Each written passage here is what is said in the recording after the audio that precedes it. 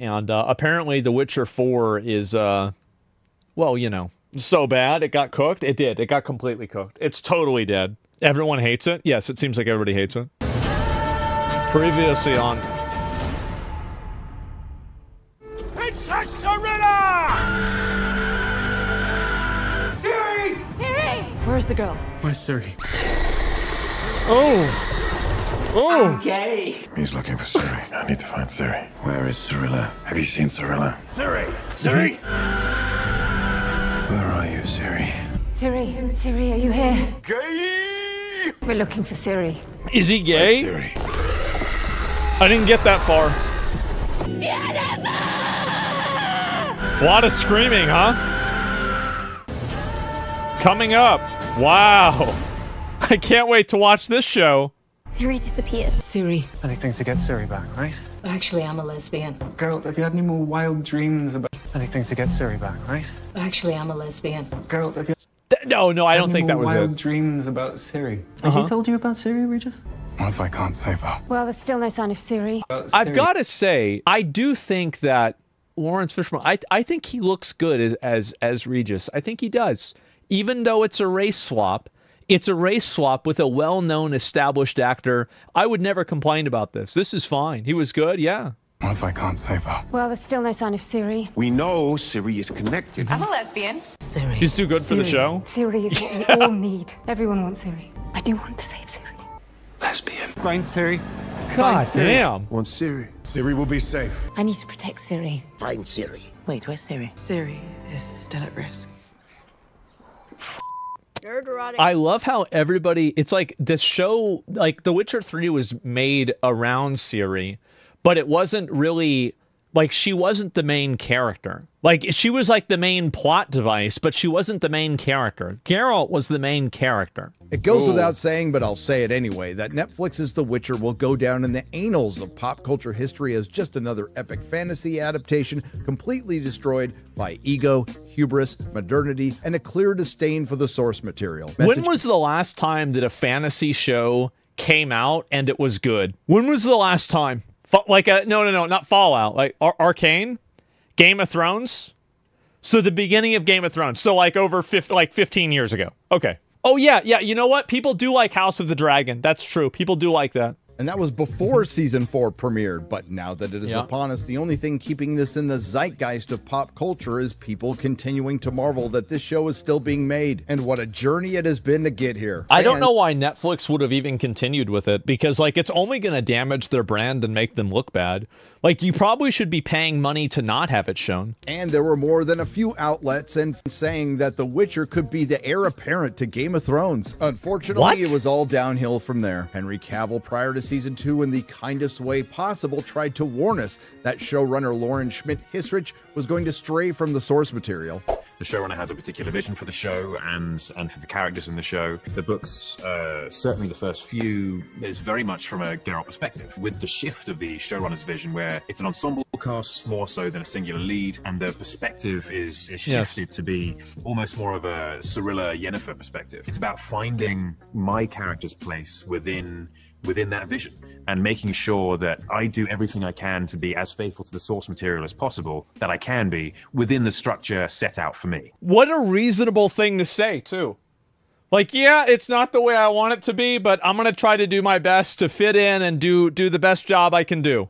You know what? The Witcher Season 2 strayed from the source material, turning The Witcher into the Yennefer. And unsurprisingly, the ratings and the audience scores went down. I love how, like, everybody thought that the show about a Giga Chad with a sword is gonna be like, oh, wow, why aren't girls watching this? And so what does he do? He saves women and he kills monsters? Oh. And people stopped watching when he made it about the girl instead? Oh, right, okay. And then everybody started calling out everybody, including former X-Men 97 and Witcher writer Bo DeMeo calling out Hissrich and her team for openly mocking the source material in the writer's room. Hissrich calling out Henry Cavill, Andrei Sapkowski, the creator and writer of The Witcher, calling out Lauren Hissrich. Maybe I gave them some ideas, but they never listened. So they could pervert the lore of the game. And this can't be undersold, turning the leader of the Wild Hunt, the very formidable Aradin, into a sad gay man. After that, season 3 came out. He's sad and gay?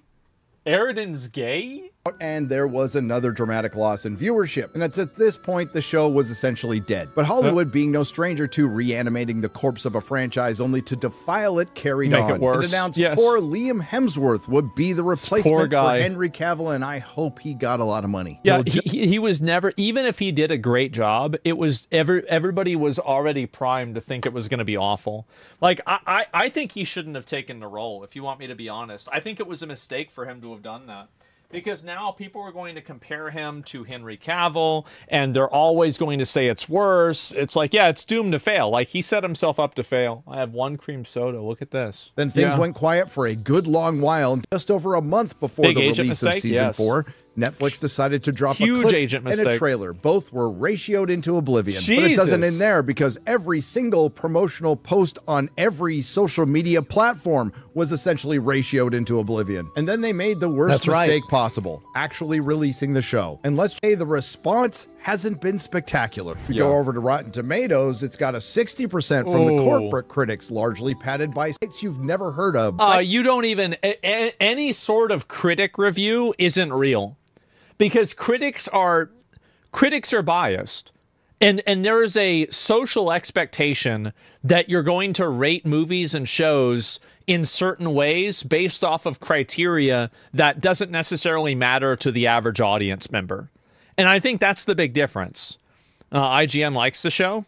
That's fine. But what I'm saying is that a lot of people obviously don't like this type of content.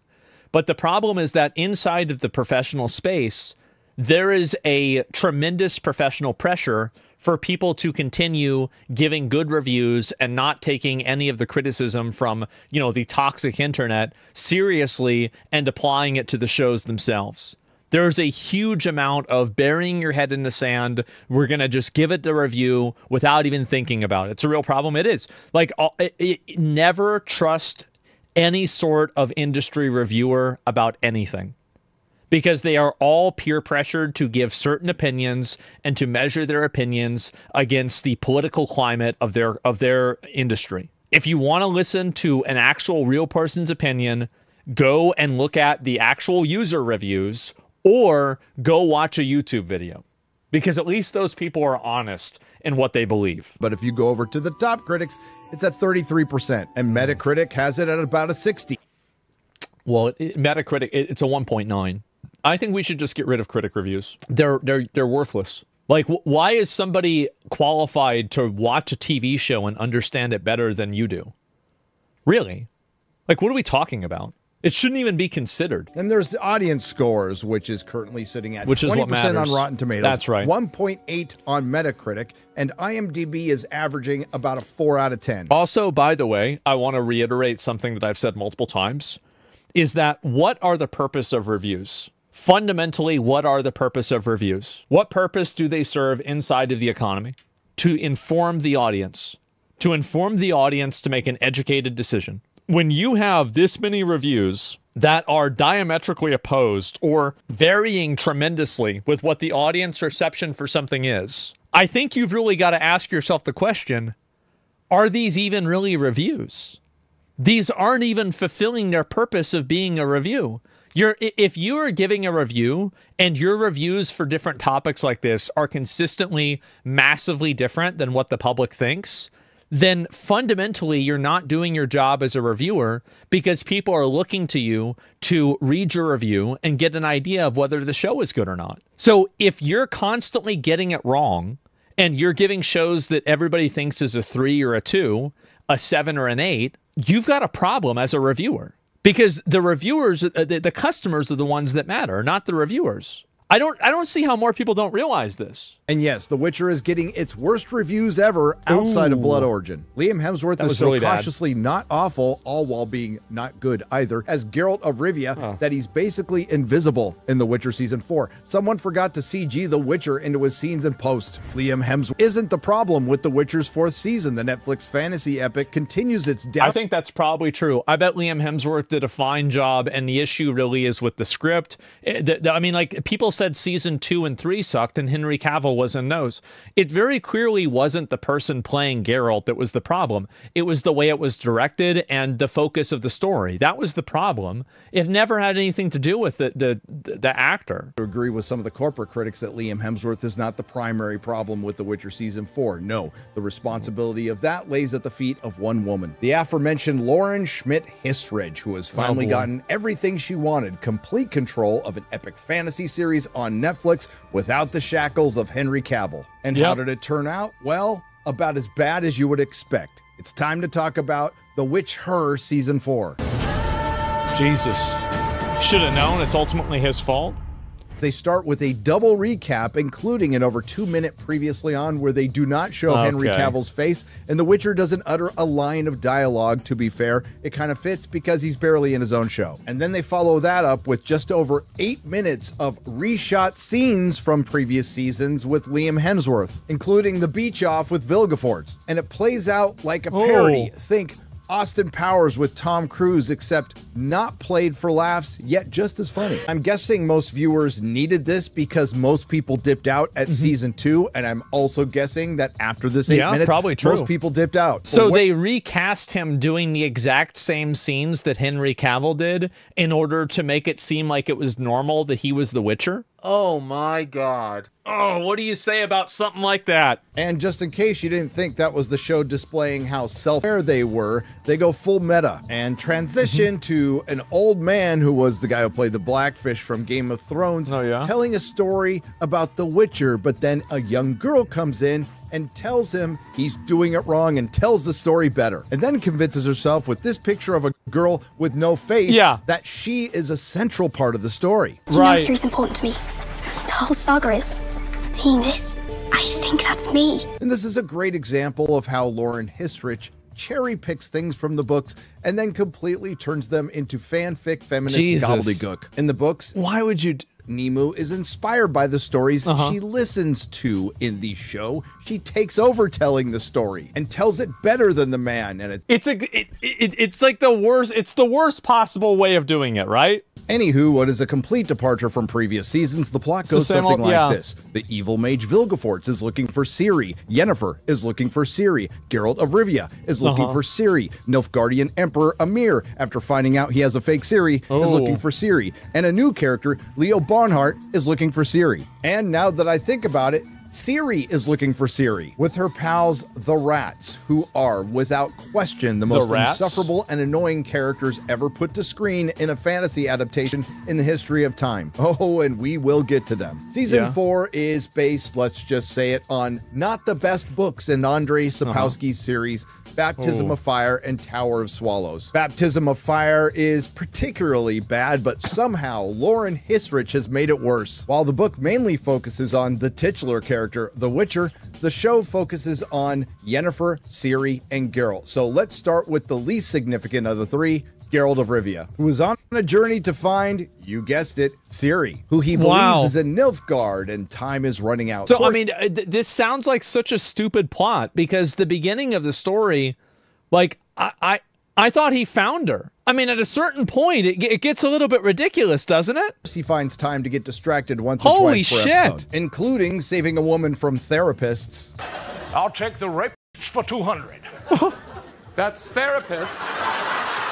And isn't it amazing that this world based on Polish and European folklore that is so diverse isn't when it comes to the therapists? Anyway, on this long, arduous journey where, spoilers, they don't get anywhere near finding Ciri, Geralt and Jaskier get caught by Redanian intelligence. Also, they can have one more scene between Jaskier and his boyfriend, King Radovid, who was a character in the books that Lauren Hissrich aged up from 13 so Jaskier can be gay. And then they broke up. And the rest of the ragtag group Geralt is traveling with are some dwarves. Gay? And hey, gotta give credit where credit is due. Props to Netflix for hiring dwarves to play dwarves. Kahir, who's on his redemption arc after kidnapping Ciri, he finally realizes she is the girl who's the key to everything. Geralt originally wants to kill him and lets him go, and then doesn't like him, but then eventually likes him. Milva, who was supposed to look like this in the source material, and yes, the resemblance is uncanny. Yes. And then there's Lawrence Fishburne as Regis the vampire, and again, the likeness to the character in the game is uncanny. And again, while this entire journey is in the books, in this show, it only serves as a side quest that goes nowhere. And instead of doing what a talented writer would do, you know, weaving your character's background in and out of the story as it progresses through some show and some tell, they stop abruptly in episode 5 of season 4 to give us a character info dump by campfire. And everybody gets to tell their story, including Jasker's turning into a musical and Regis's ending up being an anime, which arguably is the best part of the— Wait, what? They turned it into an what the fuck? But it doesn't make it any less jarring. But what are they doing? We're following Geralt when it's not being cringe, excruciatingly boring. And when we're not getting info dumps, we're getting people sharing their feelings in forests. Geralt and his crew spend an entire episode thinking about crossing a river, then they spend another episode crossing the river. But the worst bit is Geralt sits out an entire episode of his own series. He only fights 3 creatures, and you guessed it, 2 of them are tragically misunderstood women. In the end, he does fight a troll to hold a bridge, but it's also he could be knighted by, admittedly, a girl boss from the books that was perfectly adapted as a girl boss in the show, so he could become Geralt of Rivia. And if it wasn't clear before, it most definitely is now. Lauren Hissrich's least favorite character in her Witcher series is the Witcher. Everyone's gonna say poor Liam Hemsworth, and he doesn't seem like a bad guy, but let's keep in mind that he put himself in this impossible— He did. He put himself in the role. His agent should have never got him the role. Maybe he needed the money, but it's definitely gonna make him look bad. It's gonna make him look like the plan B. I think it will not be good for his career. It will not. You picked the role. Yeah, but it was his call. It was his call. He did it. That being said, he wasn't awful. He was blandly competent. Having no knowledge of the books, he plays it as safe as possible, which actually makes things worse because he has 0 presence and 0 charisma. He is the Temu Witcher, and it comes off as a parody. It's exactly, yes. It's going to look so bad. But it looks like he stepped out of a I can't believe it's not butter commercial. Since most of you aren't going to watch this show, I guess the best or worst example of the downgrade from Henry to Liam would be his constantly trying to recapture the meme from season 1.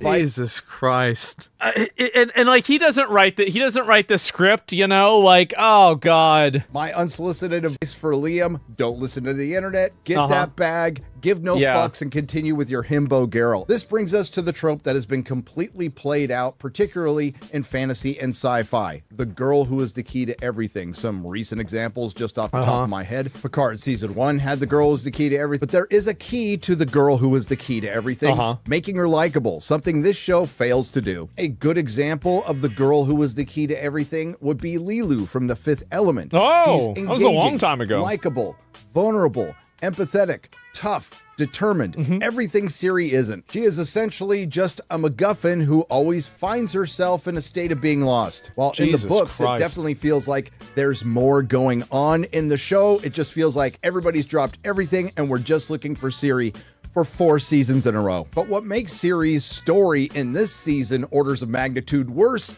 is the company she keeps. The rats. In the books, they're supposed to be rascally, flamboyant, yet dangerous, murderous bandits. In the show, they come off as annoying Twitch streamers. Probably not wrong. I mean, it's not like he's lying, right? I mean, shit. Twitch streamers, cast by the Netflix HR department. And just like Twitch streamers, they're always stealing other people's stuff and essaying each other.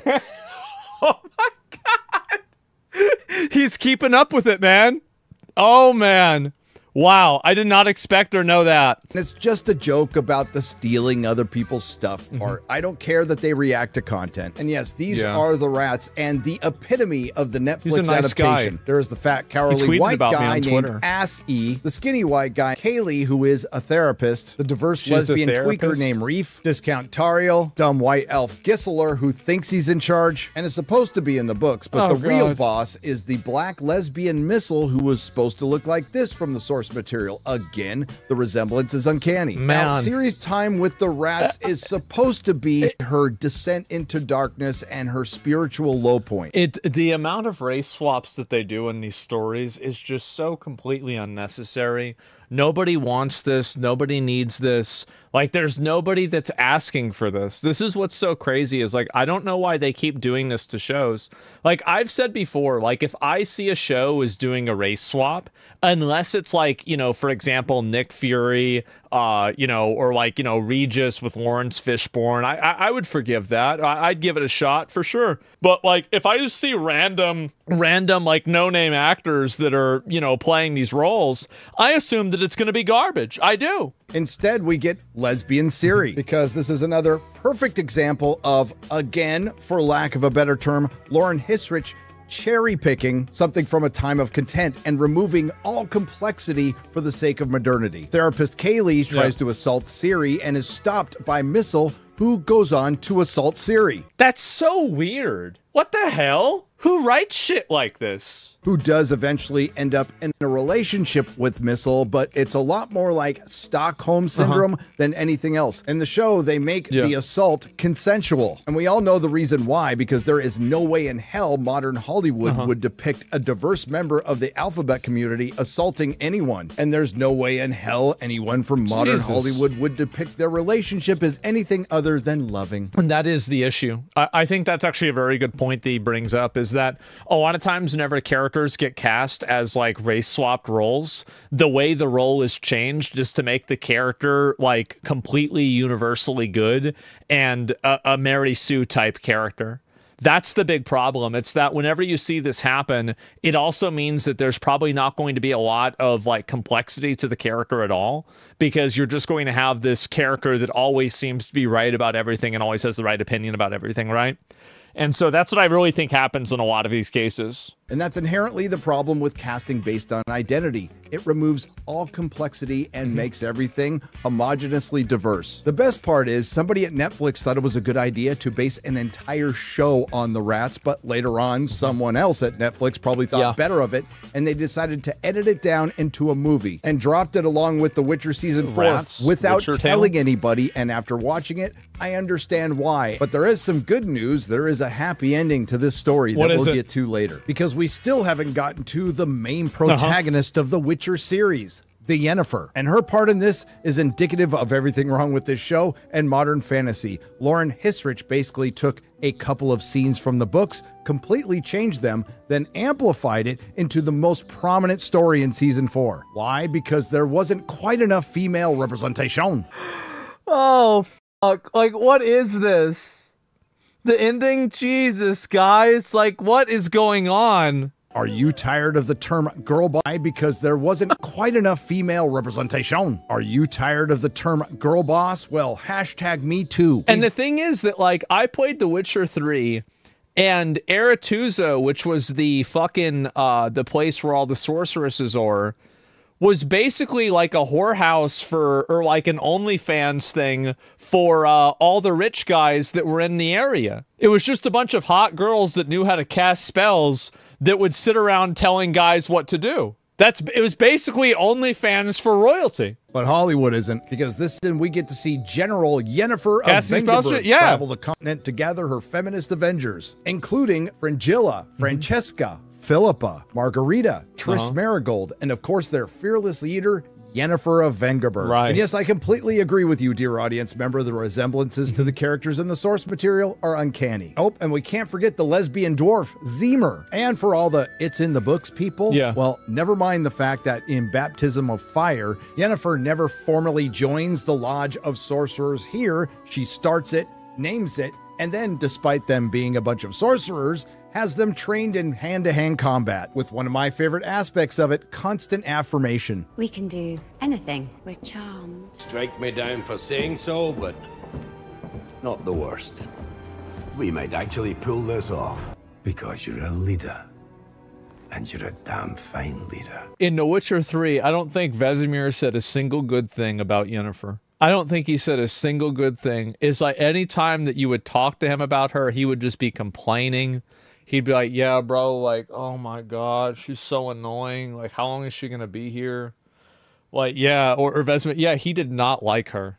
He didn't. It was fucking obvious, right? Just a straight hater. Yeah, I don't think, I mean, like, it wasn't really that he hated her. It was that, like, she's not supposed to be, get this bitch out of here. What are we doing here? Yes, Vesemir is back, and just like Geralt of Rivia, he's played by a completely different actor. And he is there to train the novices and the mages in their hand-to-hand combat. What? And quite frankly, he does a pretty good job because they pick it up in half a montage scene. And all of this is in preparation for an imminent attack from Vilgefortz, who is after Ciri because everyone else is. And once again, Battle Yennefer and her team of feminist Avengers get the best and most prominent action scene in a series called The Witcher. This is just, bro, how is it this fucking corny?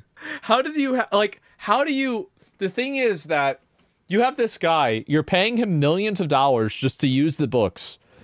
All you have to really do, the bare minimum, is you just take the books and you make a show out of it. You don't have to, like, please stop thinking for yourself, okay? Like, this guy probably got paid more than you. They killed Vesemir in the show?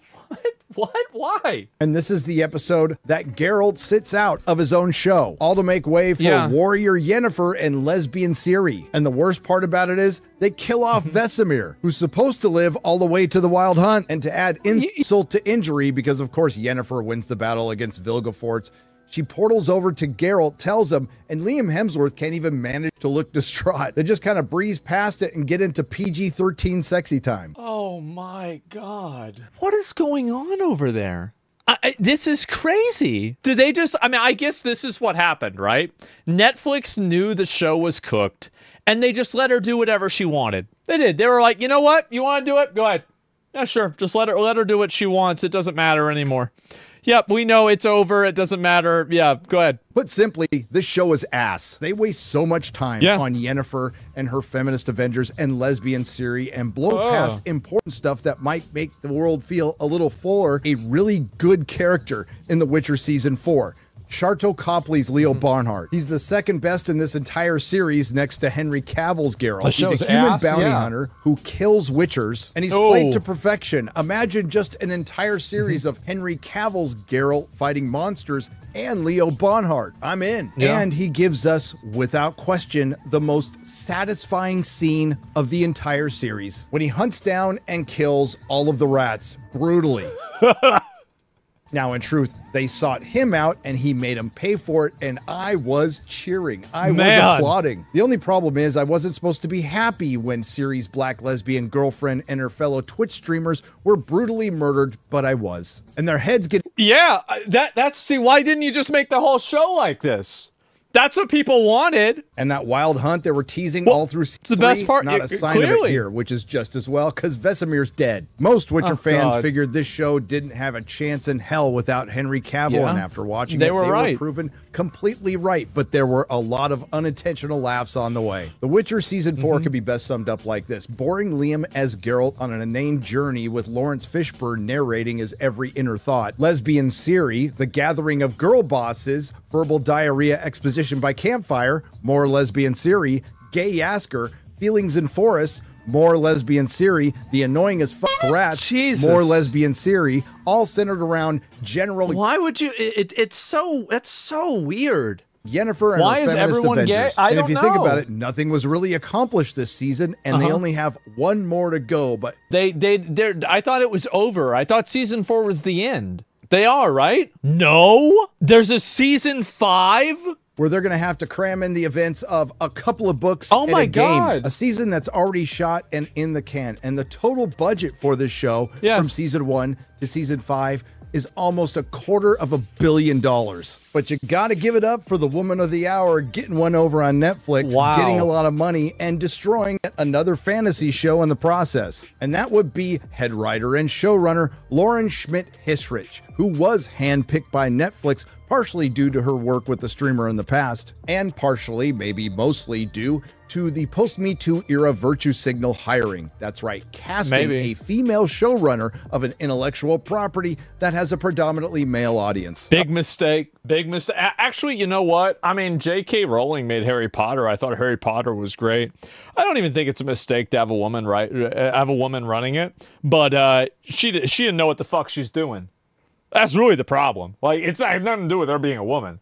Like, there's plenty of women that write great stories. She's just not one of them. And it's corporate decisions like this, based on ideology and modernity, that have given us this current era of modern fantasy, which should have been a golden age, but instead it's homogeneously diverse. The best example of this, these 4 images, as posted from our good friend John A. Douglas, are from 4 different fantasy shows, including The Witcher. Yeah. Can you tell the difference? Yeah. Of course not, but they all have something in common. Failing miserably. The Witcher was supposed to be 7 seasons, but it was abruptly cut down to 5 after Henry Cavill left, and Lauren Hissrich is lucky she got that. But she does say, are there more stories? Maybe. Well, actually, there's a lot because you skipped them. But this one has to end at this point. So I think it's a nice time for all of us to step back a little bit. I can't imagine her being able to get a good job after this, man. Like, that's what's always so surprising, is that, like, sometimes people will do, like, the worst job at something, and then somebody else will hire them.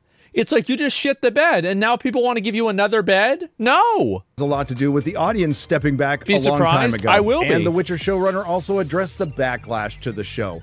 No one's taking the books away. No one's taking the video games away. Everyone can have their version of The Witcher. Unfortunately for you, Lauren, it turns out no one wanted your version. Nerdrotic.com. And this makes CD Projekt Red look bad. They produced it. Well, I mean, like, if you're producing a show, it doesn't necessarily... Like, the problem with the show is the casting and the writing. Like, that was the problem, right? I mean, you fix that, and you fix the show. I mean, like, that's really it. The Witcher is dead. I cannot believe they're doing a Season 5. Why would you do a Season 5 after everything else has failed? That's what's so shocking to me about this. Is like, at a certain point, don't you realize, like, hey, you know what? This is basically over. Like, just stop doing it. But I guess they won't. And that's it.